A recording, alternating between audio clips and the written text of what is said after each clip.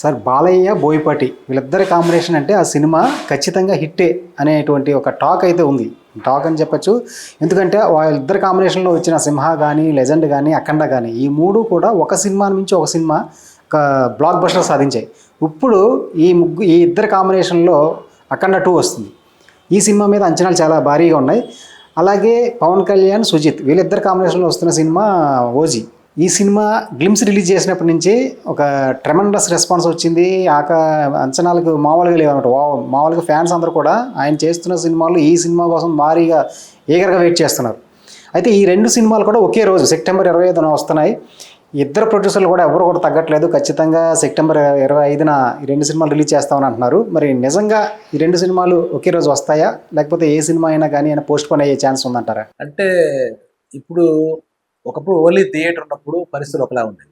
సంక్రాంతికి, దీపావళికి వేరే ఆల్టర్నేటివ్ మెథడ్ లేదు కాబట్టి ఒక్కోసారి 4-5 హీరోల సినిమాలు వచ్చిన సందర్భాలు కూడా సంక్రాంతికి కానీ, ఇది దసరా బహుశా సెప్టెంబర్ 25 నుంచి అక్టోబర్ 1 దసరా నవరాత్రులు, అక్టోబర్ 2 విజయదశమి.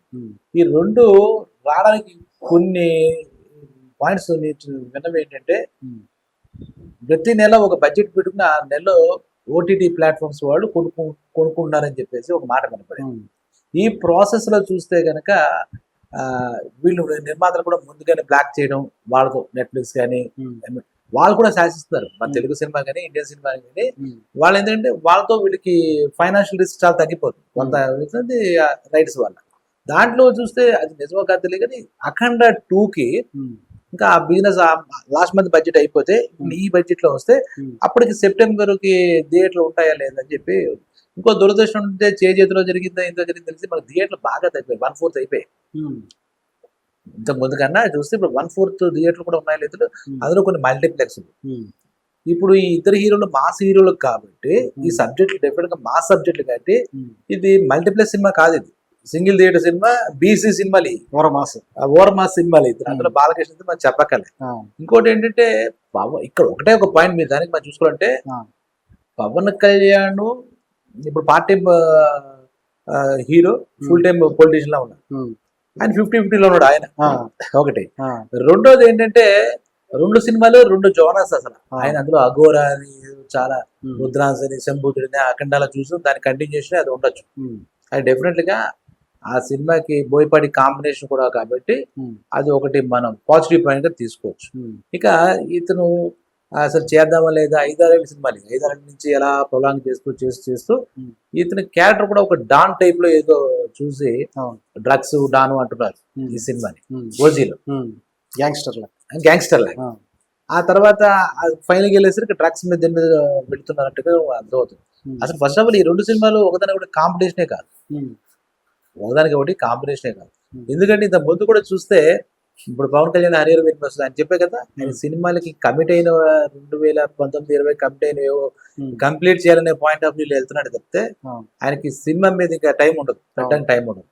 ఈ ఓజీలో ఏంటంటే ఒక అడ్వాంటేజ్ ఏంటంటే అతను చాలా వింటేజ్, ఖుషి టైము, తమ్ము టైము ఆ టైప్ పవన్ కళ్యాణ్ కనబడుతున్నాడు. అతని ఈ గన్స్ వాటిల్లో చెప్తారు. అభిమానులు చాలా ఈగర్గా వెయిట్ చేస్తారు దానికి.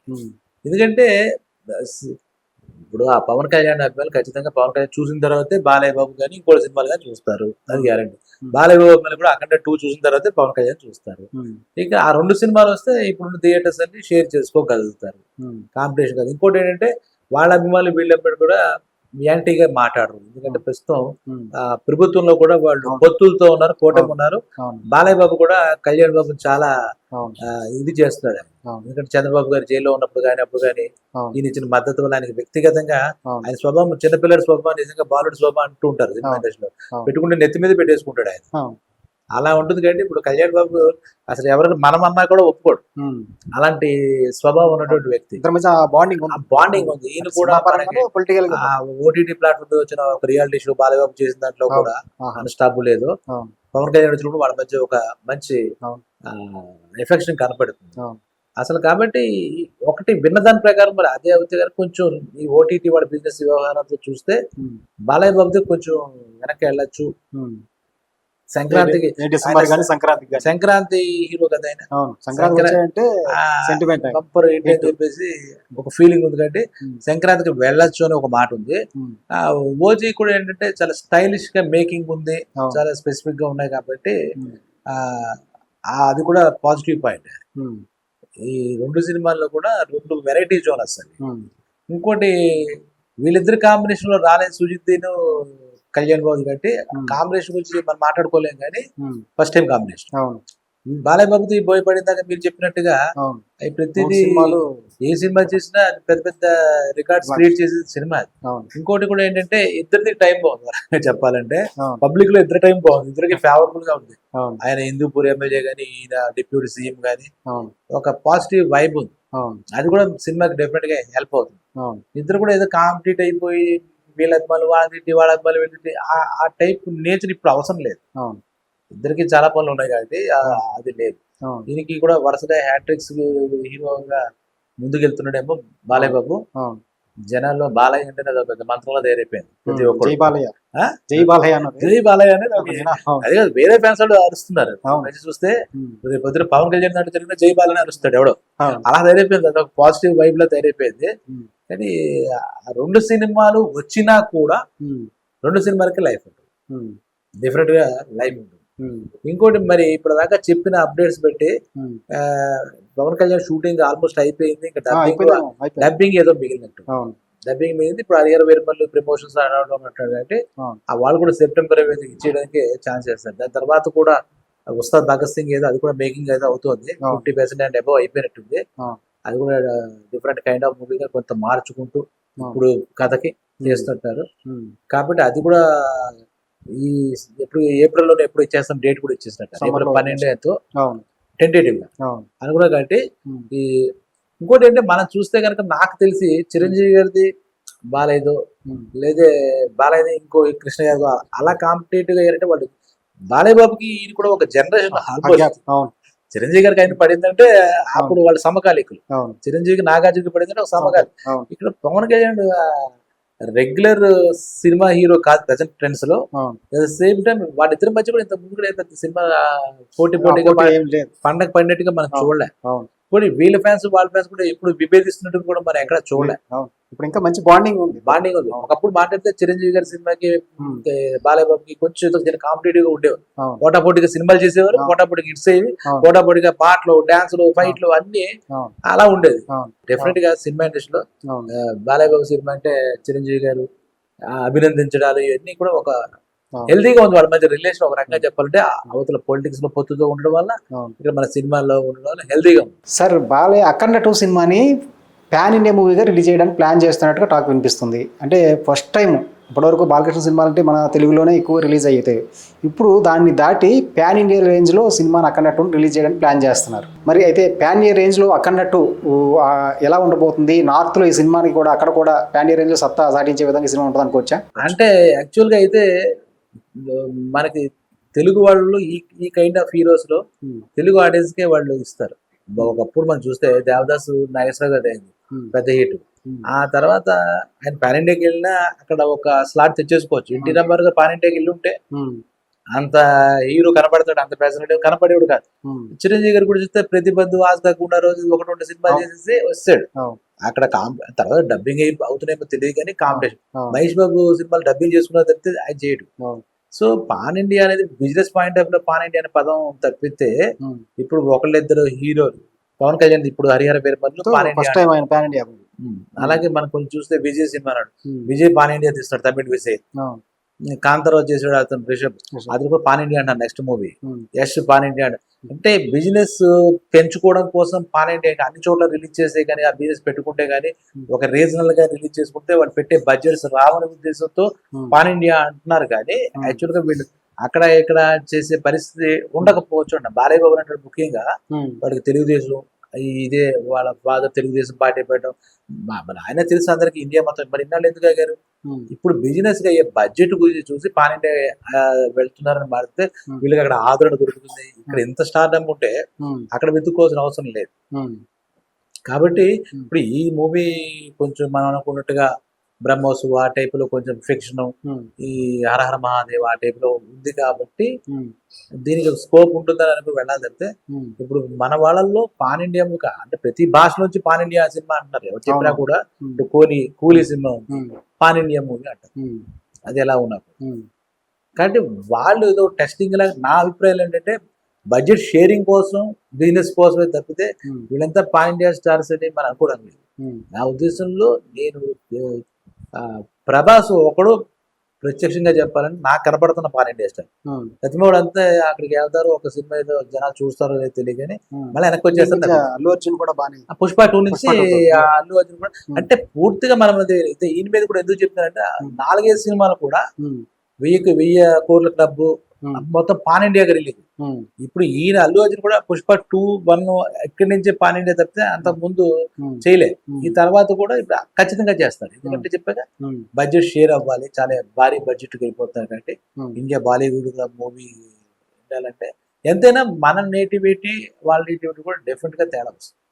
పాన్ ఇండియా ఎందుకు మన తమిళ్లో సూర్యలు అంటే అంత తెలిసిన మన 250 కంగు అని అలాంటి సినిమా ఇక్కడే పాస్ అవ్వలేదు. 2 స్టేట్ హీరో 3 స్టేట్ హీరో అన్న పాన్ ఇండియా అన్నపోయినా అది మీడియా సృష్టి అనే. సూర్య ఉన్నాడు పాన్ ఇండియా హీరోనా కాదా చెప్పలేము. మన నాగార్జున గారు ఆయన ఎప్పుడు వీళ్ళందరికన్నా ముందు చేశాడు. అది చాలా బాలీవుడ్ కి హీరోగా ధీటుగా చేశాడు. కానీ వాళ్ళ అక్కడికి వెళ్ళి ఉండరు.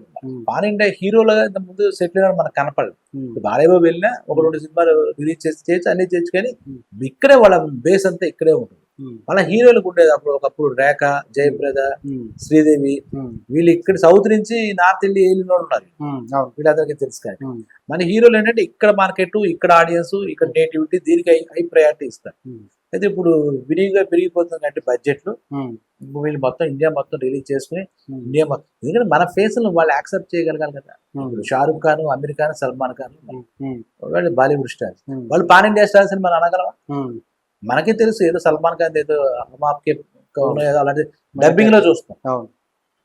ఎప్పుడైతే లాంగ్వేజ్ బ్యారియర్ ఉందో, ఇప్పుడు పుష్ప 2 హిందీలో వెళ్ళిన తర్వాతే అది అవుతుంది. కానీ హిందీ స్టార్ ఈయన అవ్వలేనంట. పాన్ ఇండియా మూవీ అవుతుంది, పాన్ ఇండియా స్టార్స్ అయితే వీళ్ళు అవ్వకపోవచ్చు అంట. అంటే నేను అనేది ఏంటంటే ఇప్పుడు బాలయ్య బాబుకి మొత్తం ఇండియా వైడ్ ఎవ్రీబడి నోస్, ఎందుకంటే ఎన్టీ రామారావు గారి కొడుకు. ఆయన ఎన్టీ రామారావు అంటే మొత్తం ఇండియా ప్రపంచం అంతా తెలుసు. కాబట్టి బాలయ్య బాబు కూడా ఈ పొలిటీషియన్ అది ఆ ఆస్పెక్ట్స్ లో అందులో అవార్డ్స్ కూడా, నేషనల్ అవార్డ్స్ కూడా ఆయన తెచ్చుకుంటున్నాడు. కాబట్టి వచ్చాయి కదా తెచ్చుకున్నట్టు మళ్ళీ వేరే అర్థం వస్తుంది. తెలుసు దే నోస్. ఎందుకంటే పవర్ ప్యాక్డ్ పెర్ఫార్మెన్స్ ఎక్కడ ఏ ఆడిన అనేది తప్పకుండా చూస్తారు, టార్గెట్ చేసినా చేయకపోయినా. ఎందుకంటే ఒక మహాకవి చెప్పినట్టు నవ్వినా ఏడ్చిన కన్నీళ్ళు వస్తాయన్నట్టుగా మన దగ్గర ఢిల్లీ వాళ్ళు కూడా ఏడిస్తే కన్నీళ్ళు వస్తే, నవ్వుతే వస్తే, ఎవరినైనా హీరో కొడుతుంటే ఎమోషన్ వస్తుంది. ఈ బాలయ్య బాబు అంటే అది ఏదో పవర్తో ఆడుకున్నట్టే, కరెంట్తో ఆడుకున్నట్టు ఉంటుంది ఆయన సినిమా అంటే. కాబట్టి ఆయన సినిమా ఆయన అంటే ఆయన మీద, ఆయన టైం మీద పాన్ ఇండియా మూవీలో ప్రతి ప్రొడ్యూస్ చేసుకుంటారని నేను వద్దంటాడా? ఆయన చేసే సినిమా అది మొత్తం పాన్ ఇండియా రిలీజ్ చేస్తామండి డెఫినెట్ గా ఉంటాడు. బాలయ్య బాబు ఇందాక చెప్పిన టైం బాగుంది కాబట్టి ఇక్కడ బదులు కొట్టినప్పుడు అక్కడ బదులు కొట్టారు. డెఫినెట్ గా అది ఆ సినిమా చూసి తీరుతారంట ఉండేది. అయితే బాలయ్య ఇందాక మీరు చెప్పినట్టు నా ఉద్దేశంలో ప్రభాస్ ఒకటి ఇదేని కాదు, వాళ్ళందరి మధ్య మంచి సంబంధాలు ఉంటాయి. బాలయ్య కనుక నిజంగా టైం ఇచ్చి పాన్ ఇండియా మూవీలు మొత్తం ఇండియా ఇస్తే అక్కడ ఉత్తరాది లేదు, దక్షిణాది లేదు, ఏ ఆది లేదు, అందరి చేత కూడా బాలయ్య అనిపిస్తాడు. ఈ కైండ్ ఆఫ్ హీరో మనకి ఇండియాలో ప్రపంచంలో కూడా దొరకదు. ఇన్ని వేరియేషన్స్, ఇన్ని ఎమోషన్స్ ఇచ్చే వ్యక్తి ఆ ఈ రోజుకి మొత్తం తన ఏంటో అనేది ప్రూవ్ చేసుకోవాలనుకున్న ఆ పట్టుదల ఎక్కడ దొరకదు. కాబట్టి బాలయ్యకి నా ఉద్దేశంలో ఎక్కడ తిరుగు ఉండదు. ఇందాక మనం ఎక్కడి నుంచి ఎక్కడికి వెళ్ళామంటే ఈ పవన్ కళ్యాణ్ సినిమా ఓజీ ఇది 2 ఒకరోజు వస్తే ఎలా ఉంటుందంటే డెఫినెట్ గా ఒక సానుకూల వాతావరణం, సామరస్యంగా ఉంటుంది. జనం అందరూ కూడా దసరా పండుగ ఈ 2 సినిమాలు చూస్తారు. ఈ 10 రోజులు వీళ్ళిద్దరు కలిపి మనకి ఒక ట్రీట్ ఇస్తున్నట్టుగా నాకు అనిపిస్తుంది అన్నమాట. బాలయ్య ఒక జోనర్, అఘోరా అది ఒక డిఫరెంట్, ఓజీ గ్యాంగ్స్టర్స్ అది ఇది జోనర్. డిఫరెంట్ గా ఒక 2 సబ్జెక్టులు థ్రిల్లింగ్స్ ఎక్స్పీరియన్స్ ఇస్తాయని నా ఉద్దేశం. అలాగే మీరు చెప్పినట్టుగా పాన్ ఇండియా లెవెల్లో రిలీజ్ అయ్యి కూడా ఇది కూడా పాన్ ఇండియాలో వస్తుంది నాకు తెలిసి. ఓజీ కూడా ఇంతకుముందు సాహో అవి కూడా వచ్చాయి కదా పాన్ ఇండియా. డెఫినెట్ గా ఇండియా వాళ్ళందరికీ కూడా ఈ దసరా ఇంకో ప్రతిదీ వాళ్ళ ఖాన్లు అవ్వచ్చు, ఇంకోళ్ళు అవ్వచ్చు, ఇంకా కపూర్లు అవ్వచ్చు, ఉమ్. వాళ్ళందరికీ మన తెలుగు సినిమాలు టఫ్ కాంపిటీషన్ ఇస్తాయి. అవును. వాళ్ళు జాగ్రత్త పడాలి ఇప్పుడు అవును పరిస్థితి. అవును వాళ్ళు జాగ్రత్త పడాలి. ఏంటంటే అవును. వాళ్ళు మొత్తం నేషనల్ లెవెల్లో ఉమ్, అన్ని భాషలు మన వాడికి ఎక్కడ తగ్గరు ఇంకా. ఉమ్, కాబట్టి ఈ ఓజీ ఉమ్, ఇది కూడా ఒక మంచి సినిమాలు మనకు దసరాకి ఉమ్. రాబోతున్నాయి. ప్రేక్షకులు ఆయన ప్రేక్షకులు కానీ సినిమా ప్రేక్షకులకు పండగ ఇది. అవును, అవును. అంతే. సినిమాకి మంచి రోజులు వస్తున్నాయి మూవీ లవర్స్ సినీ అభిమానులందరికీ వస్తున్నాయి. దీనివల్ల ఏంటంటే ఇలా వస్తే థియేటర్స్ కూడా కలకల్లాడితే మళ్ళీ థియేటర్స్ ఎవరు రావట్లేదు, ఆ గోల్ అంతా ఉండదు. ఉమ్, ఇలా ప్రతి పండగ ఒక ఇద్దరు పెద్ద పెద్ద హీరో సినిమాలు, ముగ్గురు సినిమాలు ఉంటే ఉమ్. ఆ పండగ ఫుల్ ప్లెడ్జ్ గా ఆడితే వీళ్ళకి ఆనందమే, థియేటర్లకి ఆనందమే, సినిమా పరిశ్రమకి ఆనందం.